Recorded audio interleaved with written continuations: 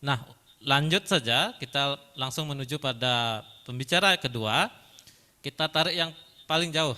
Kita undang untuk menyampaikan materinya adalah Bli Kresna dari Jerman untuk menyampaikan materinya tentang diplomasi kebudayaan. Nah, karena beliau sekarang ada di Jerman, penting bagi kita untuk memetakan bagaimana diplomasi kebudayaan eh, untuk menyebarkan semangat kecintaan kita pada budaya-budaya lokal, khususnya aksara Bali. Jadi Bli Gede Krisna, kita punya waktu 15 menit Bli, dipersilakan. Nggih, suara saya jelas nggih? Oke, jelas. Nggih. Om Swastiastu. Pertama saya ucapkan salam Mun. Terima kasih nih tadi Beli Gede juga nih moderatornya. Terima kasih, memang kebetulan Tiang di sini bakal ngomong sebagai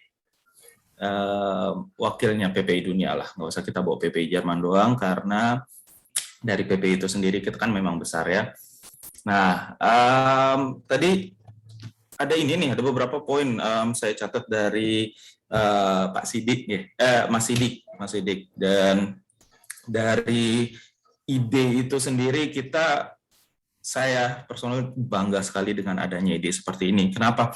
Maksudnya coba kita lihat negara-negara yang bahkan cuma punya satu bahasa gitu kan, seperti Jerman, mereka aja bangga sekali dengan bahasanya gitu. Kenapa kita yang punya bahkan bukan cuma bahasanya juga, tapi dari aksaranya itu sendiri juga berbeda, masa nggak bangga gitu kan. Jadi disitulah gimana kita harus memulai berbangga diri dengan apa yang kita punya, ratusan bahasa, banyak aksara gitu kan. Dan menurut saya program ini adalah salah satu yang bisa bisa memfasilitasi tadi bangganya itu gitu kan. Jadi bukan cuman bilang oh ya kita ada banyak banyak bahasa, banyak aksara tapi tidak digunakan, tapi dengan program ini kan ntar bakal jadi ini juga ya, dilihat dunia bahwa kita punya aksara-aksara itu tadi. Nah, tadi saya juga sempat lihat dari Mas Sidik udah banyak dapat dukungan ya Mas ya.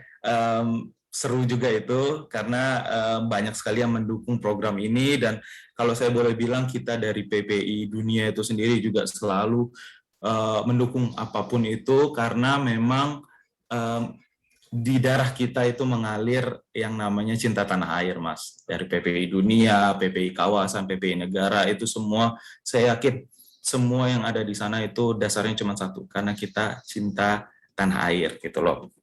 Nah, mungkin kita langsung ini aja ya, langsung lanjut aja ke PPI itu sendiri. Jadi gini, di saat kita sudah punya domain sudah punya domain yang dengan aksara tadi ada saya lihat ada Jawa, ada Bugis gitu ya.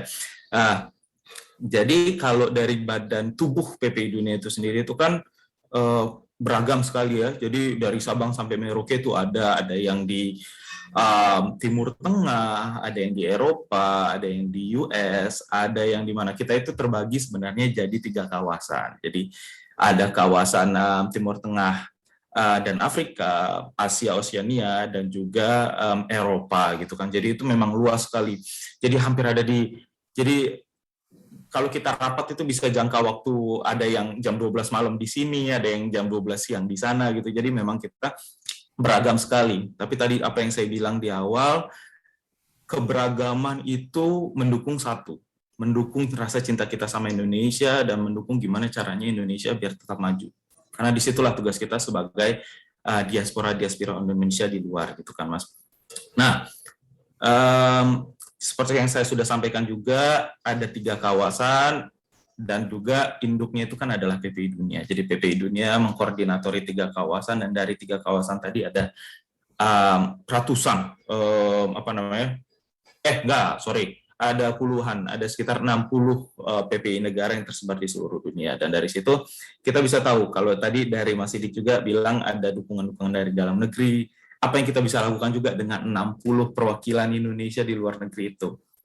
Coba bayangin, di saat kita bangga sama apa yang kita punya dan diteruskan, dimultiplikasiin sama masing-masing orang Indonesia yang ada di luar negeri, itu ini bakal bisa kelihatan gitu kan. Ini bakal bisa dihargai dengan oleh lebih banyak orang di seluruh dunia gitu. Mungkin saya cerita sedikit. Kalau pas saya kan kebetulan baru selesai ini jadi ketua PPI Jerman, baru turun seminggu lalu, dan sebelumnya saya juga jadi ketua PPI Berlin. Okay. Jadi mungkin simpel aja dulu, di Eropa itu pura sebenarnya kalau kita bicara Bali ya, kita bicara pura itu di Bali di Eropa cuma ada 3 pura, satu di Berlin, satu di Hamburg di Jerman, dua-duanya di Jerman, dan satu lagi di Belgia dia. Nah, kebetulan pas saya di Berlin kita mengadakan acara namanya Indoversity di tahun 2019 kemarin. Mungkin dari teman-teman sini bisa tolong di-share materi saya tadi, saya sudah sempat kasih. Ada? Webly, segera akan di-share. Oke. Mungkin sekalian lanjut aja ngomong. Jadi nanti pas sudah ditampilin, kita bisa lihat bagaimana kita sebagai, kebetulan, ini keluar dia. Oh bukan, yang foto-fotonya, sorry. Yang itu sebelahnya di slide. Nah, itu. Sekalian aja di-scroll pelan-pelan, biar teman-teman juga lihat bagaimana di situ dia ada gapura, itu juga ada gebogannya nongkrong di depan kan. Bisa di slide lagi ke bawah. Lanjut aja beli, nggak apa-apa, kita sekalian lihat aja. Coba lihat slide-nya lagi.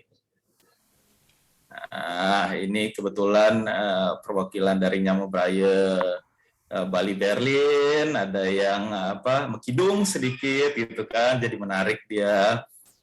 Kita lihat juga di bawah ada grup gamelannya juga di situ gitu.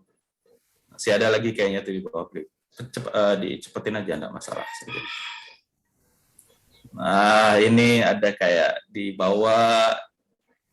Ini saya waktu itu event di Rumah Dubes, membawa itu, kalau bisa dilihat tulisannya itu jual nasi Bali itu. Mungkin bisa ke bawah lagi. Nah, ini waktu itu di Pura Berlin kita ngentek linggih, mendatangkan beberapa pemain gamelan juga dari Bali. Bisa sekali lagi, satu foto lagi ya, kayaknya ada di bawah. Nah, ya ikut-ikutan main sedikit lah, belajarnya nggak lama, jadi mainnya yang gampang-gampang aja, gitu. Nah, itu tadi kalau yang dari kita bisa lihat. Terima kasih share screen-nya sudah. Kalau kita bisa lihat tadi di acara itu tadi, eventnya itu adalah event Indoversity namanya. Nah, di situ kebetulan karena saya punya memang kita ada Nyamo Braille di sana. Kebetulan kita punya dari habis acara sebelumnya ada kayak gapuranya gitu kan. Jadi kita pakai, terus kebetulan karena saudara-saudara dari Nyamo Braille mau ikut membantu kesuksesan acara, jadi kita sebelum itu ya seperti acara-acara di Indonesia dibantenin dulu apa segala macam di situ.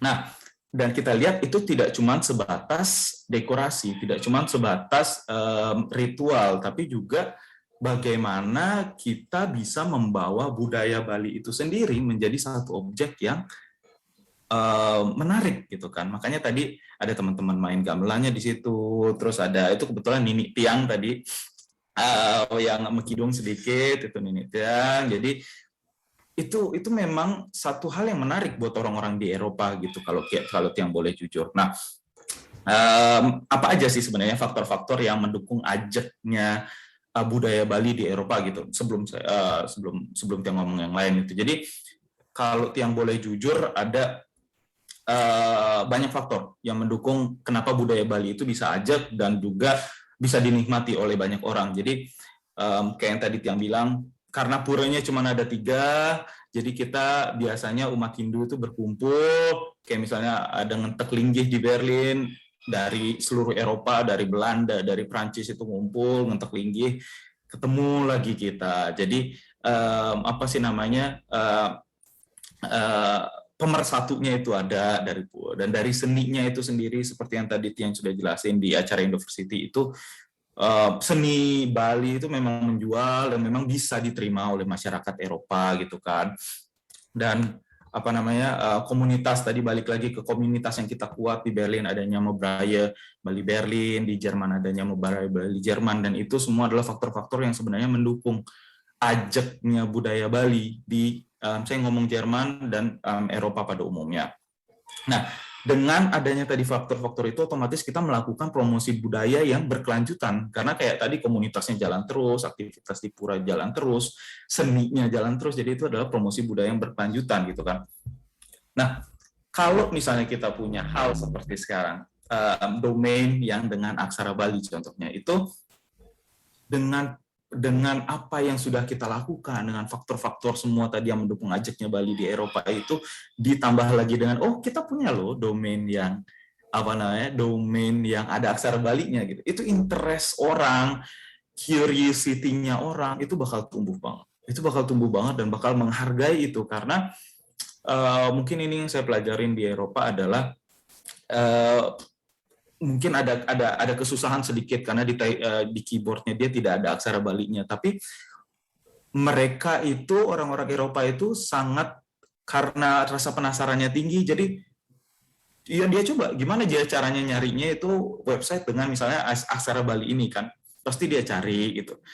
Dan itulah yang menurut saya kami sebagai PPI bisa meneruskan itu ke masyarakat luar negeri, karena kebetulan memang kita di sana, dan kalau memang dan dengan semua aktivitas, maksudnya aktivitasnya tidak terbatas dengan apa yang saya bilang tadi di Berlin, banyak sekali aktivitas yang kita adakan dari tadi saya bilang dari Asia, Oseania, Timur Tengah Eropa, Timur Tengah Afrika dan Eropa, bisa sekali kita mendorong domain-domain dengan aksara Bali ini, karena memang kita bangga dengan Indonesia itu sendiri, kita promosikan di luar negeri gitu. Dan balik lagi, general interest-nya orang terhadap Bali itu, mungkin saya ada cerita lucu, orang Jerman itu ditanya, kamu senang ke Bali? Iya, saya senang ke Bali, saya menikmati sekali gitu. Oh yaudah, berarti berapa lama di Indonesia-nya? Bukan, saya di Bali lah. Bali itu di Indonesia gitu. Itu ada cerita lucu tapi udah lama itu, tapi maksudnya dari Bali-nya sendiri itu sebenarnya sudah poin yang sangat menjual sekali gitu kan, dan general interest orang terhadap Bali itu sebenarnya besar, apalagi kalau ada seperti ini, mereka apa ini domain ini gitu, pasti tertarik lah mereka, lucu kan, aksaranya itu kan lucu, itu bukan seperti aksara Latin biasa, tapi menarik gitu loh aksara Bali itu deh.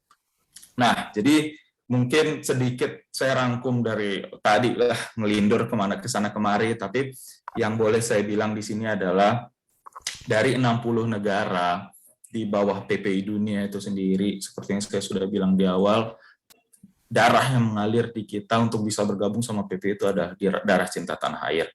Mungkin sekarang kita ngomong spesifik untuk aksara Bali, tapi tadi juga Mas Sidik juga sudah menyampaikan kalau program ini tidak terbatas cuma dengan aksara Bali, ada aksara Bugis tadi contohnya Mas ya, ada aksara Jawa, dan kalau memang kita sudah bisa eksekusi domain atas domain dengan aksara lokal kita di Indonesia, dan dengan kami agen-agen diaspora di luar negeri yang memang cinta dengan apa yang kita punya di Indonesia, itu pasti bisa membantu untuk mempromosikan domain ini ke luar negeri. Dan kami, kalau memang nanti dari Pandi misalnya memang mau ada MOU khusus atau kita ada joint agreement yang kita bisa memang eksekusi hitam di atas putih, jangan ragu-ragu lah, masih di kita komunikasi ya. Jadi nanti biar langkah-langkahnya bukan cuma sekadar dari mulut ke mulut atau dari event ke event, tapi memang langkah-langkah nyata yang memang kita programkan bareng, gitu aja. Itu dari kami, dan semoga dengan program ini PPI Dunia, saya berbicara atas nama PPI Dunia di sini, bisa membantu Indonesia mempromosikan budaya kita yang sangat kaya ini. Oke, tiang tutup, Om Santi Santi Santi. Om, terima kasih. Ya, terima kasih paparannya Beli Gede. Dari apa yang disampaikan Beli Gede, kita tahu bahwa aksara Bali, budaya Bali punya modal yang sangat kuat. Cerita menarik dari Beli Gede tentang salah satu warga Jerman yang ditanya masalah berlibur ke Bali yang tidak tahu bahwa ia sebetulnya sudah berlibur di Indonesia gitu. Jadi cerita ini adalah kisah yang sudah kita dengar berkali-kali bahwa orang lebih kenal Bali daripada Indonesia, dan itu jadi satu pondasi yang sangat kuat untuk aksara Bali sebetulnya dalam memasuki dunia digital dan menginternasionalisasi aksara Bali itu sendiri. Dan tentunya PPI Dunia sangat memberikan apresiasi dan dukungan. Jadi tadi Bli Gede juga sudah berjanji siap menjadi agent dari program ini, ditambah lagi kemampuan salesnya Bli Gede, karena memang sempat jadi sales manager secara internasional, mesti punya kemampuan yang sangat baik untuk menjual dalam tanda kutip program yang sangat baik ini.